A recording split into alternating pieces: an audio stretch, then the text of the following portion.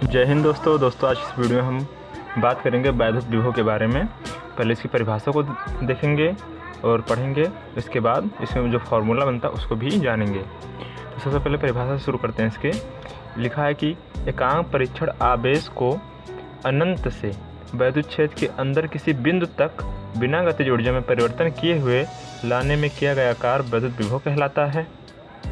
कहने का मतलब है कि कोई एकांक परीक्षण आवेश है जिसको अनंत से वैद्युत क्षेत्र के अंदर किसी बिंदु तक लाया जाता है बिना गतिज ऊर्जा में परिवर्तन किए हुए, उसी को हम जो लाने में किया गया कार्य होता है उसी को हम वैद्युत विभव कहते हैं।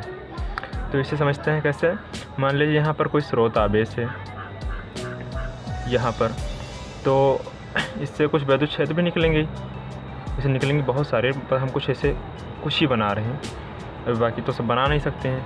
और मान लीजिए यहाँ से कोई अनंत से एक परीक्षण आवेश मतलब जिस पे हम परीक्षण करते हैं उसी को हम परीक्षण आवेश कहते हैं। तो ये यहाँ से अनंत से आ रहा है इस वैद्युत क्षेत्र के अंदर। वैद्युत क्षेत्र तो वैसे इन्फिनाइट तक होता है, पर हम स्टडी के लिए कुछ मान लेते हैं कि यहाँ तक होगा। मान लीजिए तो यहाँ तक किसी बिंदु तक आने में, मान लीजिए बिंदु ए है, तो इस परीक्षण आवेश को इसके अंदर यहाँ इस बिंदु तक आने में, वैद्युत क्षेत्र के अंदर इस बिंदु तक आने में कोई कार्य करना पड़ेगा, क्योंकि यहाँ तक तो वैसे आएगा क्योंकि इस पर कोई बाह्य बल कार्य नहीं करेगा।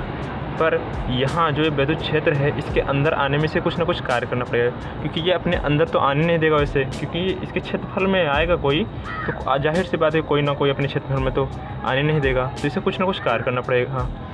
तो मान लीजिए यहाँ W ये कार्य करता है यहाँ तक आने में। वैसे कोई और बिंदु है, मान लीजिए बिंदु B, यहाँ तक आने में इसको तो कितना कार्य करना पड़ेगा, WB। तो मान लीजिए जैसे ये आ रहा है इधर पास, तो इसको और भी ज़्यादा कार्य करना पड़ा, मतलब और भी ज़्यादा ऊर्जा लग रही है इसकी। कार्य ही तो ऊर्जा के रूप में संचित हो जाता है। तो वही जितनी ज़्यादा ऊर्जा, यानी कि जितना मतलब कार्य जितना होगा उतना ही वैद्युत विभव होगा। तो ये हो गई वैद्युत विभव कैसे होता था। अब जैसे इसे हम मानते हैं कि मान लीजिए यहाँ W ये एक परीक्षण आवेश को किसी बिंदु तक आने में W ये कार्य करना पड़ा। तो जब एकांक परीक्षण आवेश मतलब किसी एक परीक्षण आवेश को किसी बिंदु तक आने में कितना कार्य करना पड़ेगा, W ये हो जाएगा, क्योंकि ये इधर जाएगा तो इतना हो नहीं जाएगा। तो इसी को हम कहते हैं एकांक परीक्षण आवेश में किसी बिंदु वैद्युत क्षेत्र के अंदर किसी बिंदु तक बिना गतिज ऊर्जा में परिवर्तन किए हुए लाने में किया गया जो कार्य है, इसी को तो हम वैद्युत विभव कहते हैं।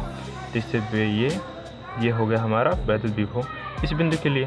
ऐसे ही अगर बिंदु B के लिए हम निकालेंगे, तो मान लीजिए कि वो परीक्षण आवेश बिंदु B तक आने में किया लगा कार्य कितना है, WB।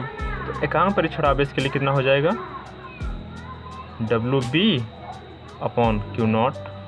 अब वही फिर से आ गया कि जब एकांक परीक्षण आवेश को अनंत से वैद्युत क्षेत्र के अंदर किसी बिंदु तक बिना गतिज ऊर्जा में परिवर्तन किए हुए, ये बात हमेशा याद रखना कि बिना गतिज ऊर्जा में परिवर्तन किए हुए लाने में किया गया कार्य, जो कार्य लगा है उसी को हम वैद्युत विभव कहते हैं।